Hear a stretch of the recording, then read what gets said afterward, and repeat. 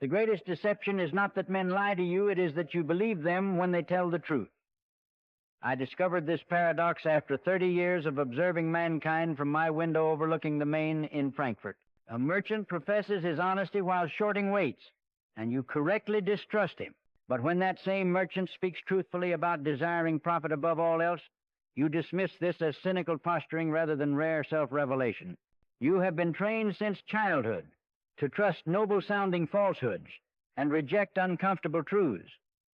This systematic blindness cost you everything: fortune, years, relationships, peace of mind. Yet the faculty that penetrates all deception exists within your grasp. It requires not elaborate psychological theories, but a single devastating recognition that consciousness does not govern human action, but merely rationalizes what the blind force I call will has already decided. When you learn to see this will operating beneath all behavior, human nature becomes transparent. The calculating merchant, the false friend, the faithless lover all reveal themselves in the moment of first encounter. What I offer in these pages is not comfortable wisdom, but terrible clarity. The price is the loss of your flattering illusions about human nature. The prize is that you will never again be deceived. Most men believe they can detect deception, yet they are deceived constantly. At the Englischer Hof, where I dined for 20 years, I observed a commercial traveler greet the proprietor with elaborate courtesy. Within an hour, he had extracted valuable information and secured an invitation to meet the proprietor's daughter. 3 signs revealed his character. First, his smiles followed his words, rather than preceding them that half-second delay, marking calculated performance. Genuine emotion generates expression and speech. Simultaneously, the deceiver decides what to say, then deploys the smile. Second, his hands remained unnaturally still. The honest man gestures unconsciously. The deceiver keeps hands controlled, knowing his body might betray what his mouth conceals. Third, every generous offer coincidentally served his interest. The will operates according to self-interest. Professed altruism is merely costume. Apply this test today. Watch hands, not faces. Note when smiles appear. Ask who actually benefits. These signs are glaringly obvious once you learn to see them. You can never again be deceived without choosing to be. For years, I observed my own behavior with a naturalist's detachment. When hunger arose, my entire philosophical system momentarily adjusted to justify immediate dining. My intellect generated elaborate reasoning about bodily health and mental clarity, all merely serving the will's simple demand: eat now. This pattern repeated invariably. When fatigued, consciousness justified rest. When feeling animosity toward Hegel, consciousness produced intellectual critiques, but the animosity preceded the critique by years. Here is the truth. Consciousness does not determine action. It rationalizes action the will has already decided upon. You do not choose what to want, then act. Rather, the will determines action, then consciousness generates whatever justification makes that action acceptable. Watch yourself today. When you reach for food or avoid difficult tasks, notice, did you consciously decide before acting, or did you find yourself already doing it with reasons appearing afterward? The action precedes the reason, always. Observe how physical states transform your worldview. When hungry, sacrifice seems foolish. When sated, noble. This reveals consciousness as servant to bodily state, not autonomous master. This recognition is simultaneously humbling and liberating. You have less autonomy than believed, but you can stop exhausting yourself trying to. Improve through willpower what cannot be changed through conscious effort alone. From my window overlooking the Main, I watched a merchant of genuine character conduct business for decades. His honesty was absolute, yet he was perpetually exploited by customers who withheld payment, by partners who absconded with profits, by employees who stole while protesting loyalty. He died confused, never understanding why virtue yielded poor results. The answer? He could not distinguish his own genuine character from others' simulated virtue. Ignorance of human nature produces 7 catastrophic costs: systematic exploitation in commerce, betrayal in friendship, manipulation in romance, deception in politics, loss of fortune through misplaced trust, waste of years on unworthy persons, and perpetual surprise at predictable treachery. Those who cannot read others become prey because predators recognize naivete. In every transaction, the one who understands human nature better extracts value from the one who understands it less. Men who cannot read character experience the same betrayals repeatedly, each time expressing shock. But the betrayal was predictable. The signs were visible from the beginning. Review your past 5 years. List relationships that ended badly. Were the signs of problematic character visible from the beginning? In almost every case, they were excessive flattery, inconsistency, mysterious alignments between their help and their benefit. I learned the deepest truth about human nature from observing my poodle Atman, named for the Hindu concept of universal self. When he hungers, the entire world becomes food-seeking apparatus. He does not deliberate or rationalize. He simply acts from blind drive. He is pure will without the complicating overlay of human consciousness. By studying him, I recognize the identical force operating in myself. Hunger transformed my philosophical judgments. Fatigue altered my assessments. Desire redirected my attention, regardless of intellectual commitments. There exists beneath consciousness a force I call the will not faculty of choice, but metaphysical essence underlying all existence. It is blind, aimless, unconscious, striving without purpose. This will is not something you have, but something you are. Your conscious personality is merely its temporary phenomenal manifestation. Understanding this transforms all perception of human behavior. When you recognize that all actions proceed from this blind force that consciousness merely rationalizes, human behavior becomes perfectly predictable. The aggressive merchant, the seductive courtier, the ambitious scholar, all are manifestations of the same will, expressing itself according to fixed character types. Begin observing will in its simplest forms, in animals, in children, in yourself when hungry. See how drive determines behavior, how consciousness provides only justification. I watched myself for years with clinical detachment. When I desired solitude, my consciousness generated philosophy celebrating isolation's virtues. When I felt animosity toward Hegel, my consciousness produced intellectual critiques. But the animosity preceded the critique. Every human displays this pattern constantly, yet almost none recognize it. Consciousness is not the master of human action, but its servant existing to serve will's purposes by generating whatever justifications are necessary to accomplish what will has already determined.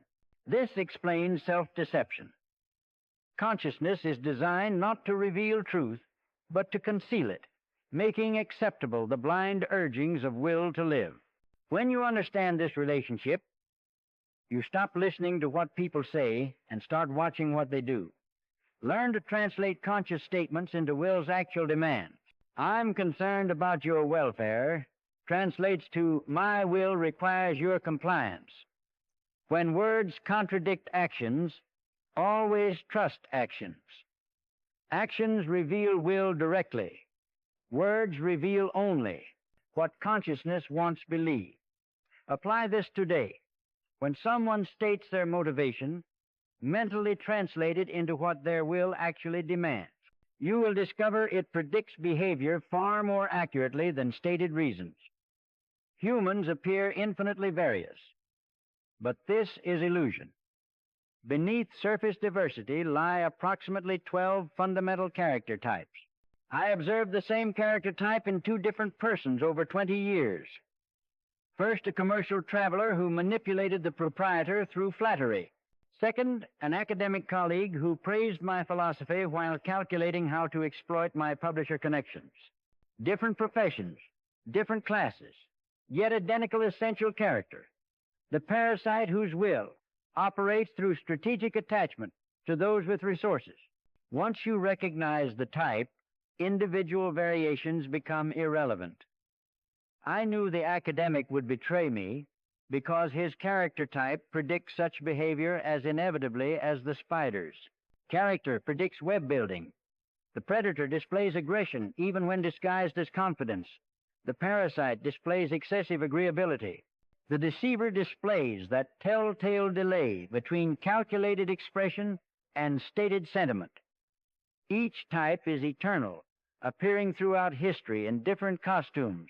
For each person you encounter, ask not, "What is this unique individual like?" but "Which eternal type does this person exemplify?" Character reveals itself consistently across contexts. Starting today, categorize everyone according to type.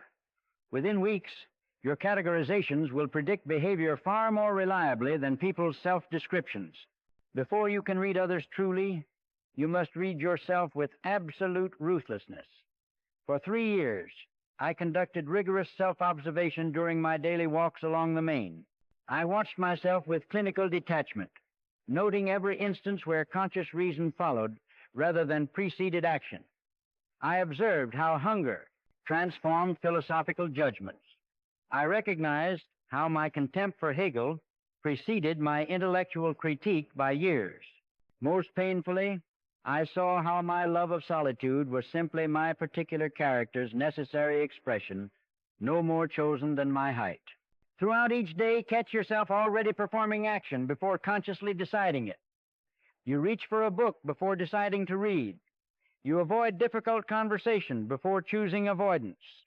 Each instance reveals will operating, with consciousness arriving afterward. Keep record of how your judgments shift with bodily conditions.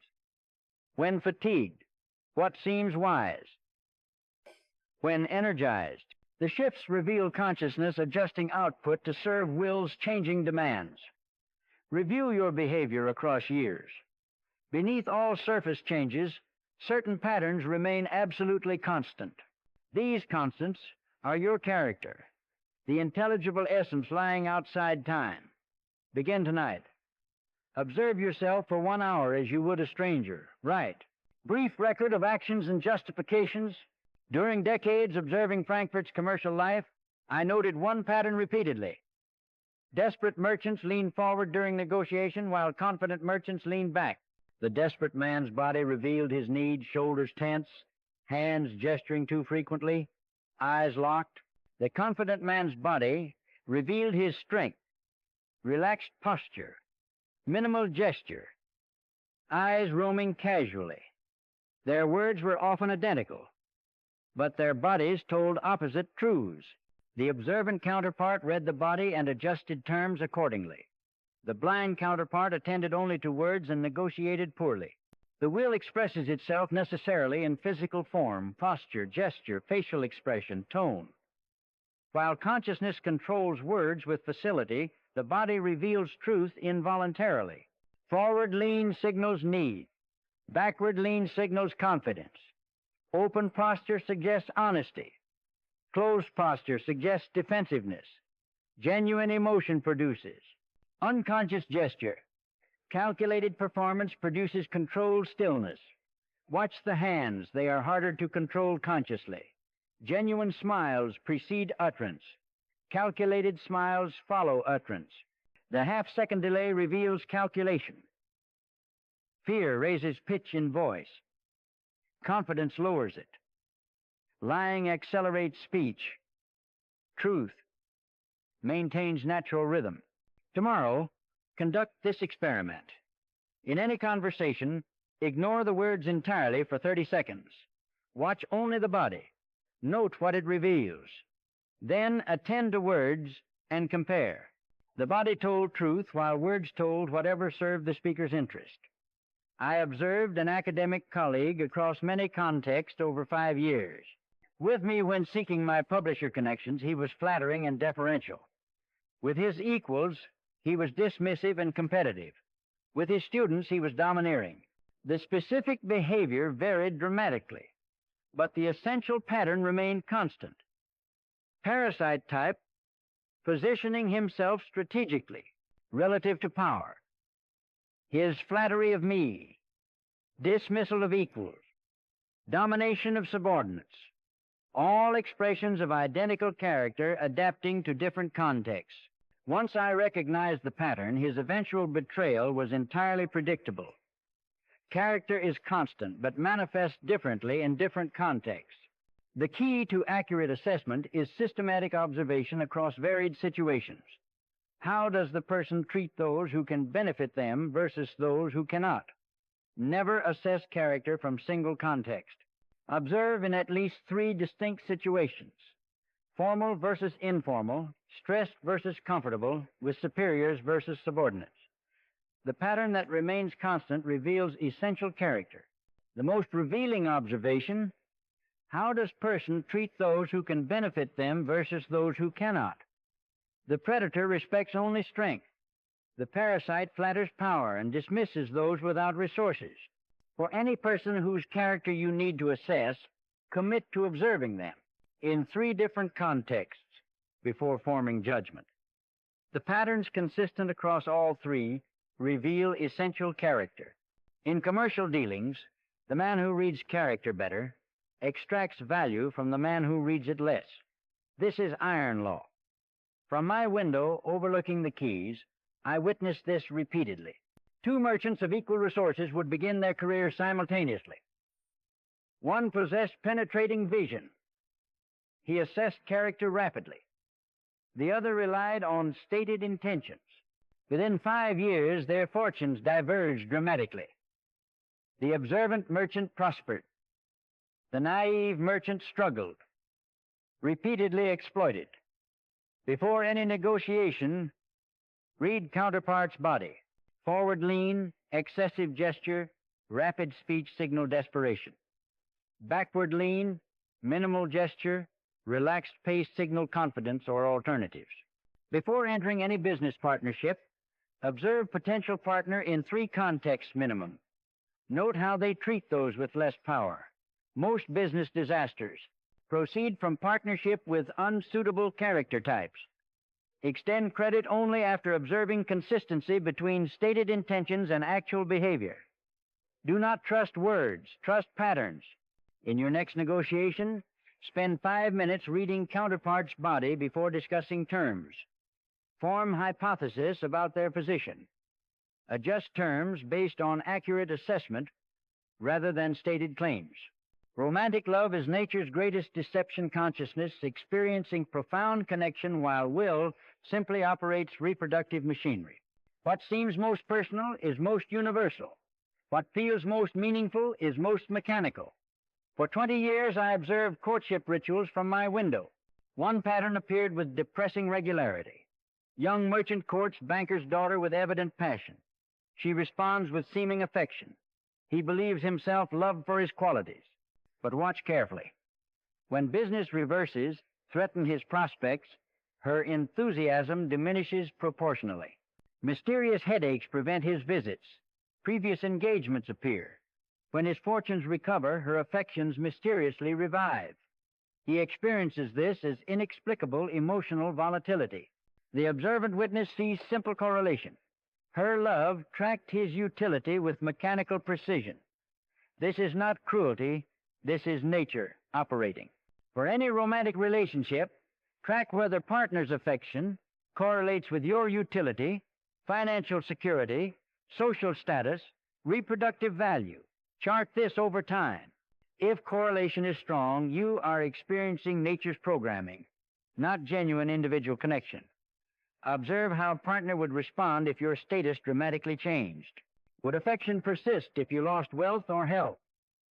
The honest answer reveals whether connection is to your essential self rare or to what you provide common. If currently in romantic relationship, conduct this uncomfortable but essential exercise. Track correlation between partner's affection and your utility for 1 month. When I scheduled my university lectures at the same hour as Hegel's, 5 students attended mine. 500 attended his. Why? Because Hegel told them what they wished to hear, that history has purpose, while I told them truth, that existence is suffering. They chose comfort over truth.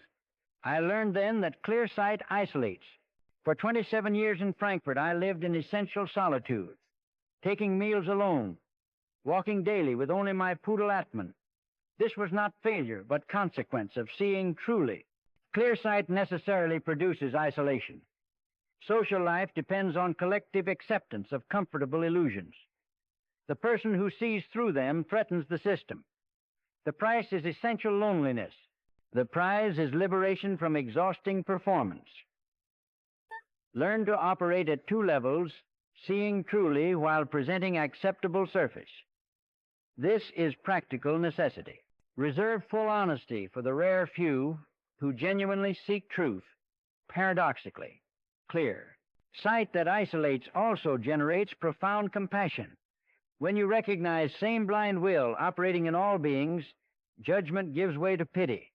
Begin practicing selective disclosure today. Note when you see through pretense, but do not automatically announce what you see. I named my poodle Atman after the Hindu concept of universal self because I recognized in him what I recognized in all beings, the same blind, will striving without purpose, the same subjection to desire and suffering. When he suffered illness, I did not experience sentimental sympathy, but profound recognition. His suffering was my suffering, for the will that suffers in him is the will that suffers in me. There is no real boundary between us. The apparent separation is merely phenomenal. At the level of noumenal reality, we are one. This recognition extended gradually to all beings. The merchant exploited on the quays, the servant abused by master, even the scoundrel who deceived. The most profound truth that emerges from learning to read human nature is this: the multiplicity of individuals is illusion. The unity of all beings is reality. When you truly see the will operating in others, the distinction between self and other dissolves. This transforms the meaning of compassion. No longer sentimental emotion, but metaphysical recognition that to harm another is literally to harm yourself, for there is ultimately no difference between harmer and harmed. When observing another's behavior, even predatory behavior, look beneath surface action to the suffering that drives it. All are suffering. All are trapped. In any interaction, remind yourself, the will operating in this person is the same will operating in me. At deepest level, we are one. For 27 years in Frankfurt, I maintained almost identical daily routine. Rising at same hour, 2-hour walk along the Main, regardless of weather. Dining at English or Hof at same table. Observers might call this rigid, but it was embodiment of resignation. Having seen through futility of striving, I reduced life to simplest patterns, seeking neither advancement nor achievement, expecting nothing from world that world cannot provide. This was not despair, but profound peace. I played my wooden flute daily, found pleasure in Atman's company, took satisfaction in precise philosophical expression. The ultimate practical wisdom is not mastery over others, but freedom from expectations. When you recognize that character is fixed, that will operates necessarily, that all striving leads to suffering, the wise response is resignation. For each person you interact with regularly, identify what you expect from them. Honesty, loyalty, gratitude. Now recognize, these expectations are your imposition, not their obligation. Their character determines their behavior, not your expectations. Eliminate the expectations, and disappointment becomes impossible. Note every instance of suffering in your life. Almost universally, suffering proceeds not from circumstances, but from desire for circumstances to be different. Recognize desire as source. If no, then wisdom consists in adjusting expectations to match reality. I cannot claim to have achieved complete denial of will, few can, but I have experienced moments of partial negation, particularly during evening hours after my day's work was complete. Sitting with my wooden flute, playing simple melodies while Atman dozed nearby, I sometimes felt desire, quiet almost to extinction. no ambition for recognition that had been disappointed for decades, no hunger for human company long resigned to solitude, no fear of death increasingly welcome. In those moments, the will's operations nearly ceased, and profound peace replaced its endless demands. These moments came unbidden, could not be forced, lasted briefly, but they revealed possibility that the will which drives all striving can, in rare circumstances, grow quiet, turn against itself, seek its own negation. The ability to read human nature, carried to its ultimate conclusion, reveals the deepest truth.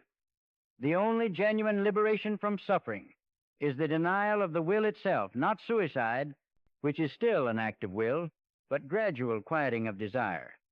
Denial of will is not active suppression, but spontaneous quieting that comes from profound understanding. When you truly recognize that all desire leads to suffering, that all satisfaction is temporary, desire begins naturally to quiet. Art and music provide temporary respite from will's demand. When absorbed in genuine aesthetic contemplation, the will momentarily quiets, desire temporarily ceases, suffering briefly suspends. Daily, spend 15 minutes in genuine aesthetic engagement, listening to music with full attention, observing nature with complete presence.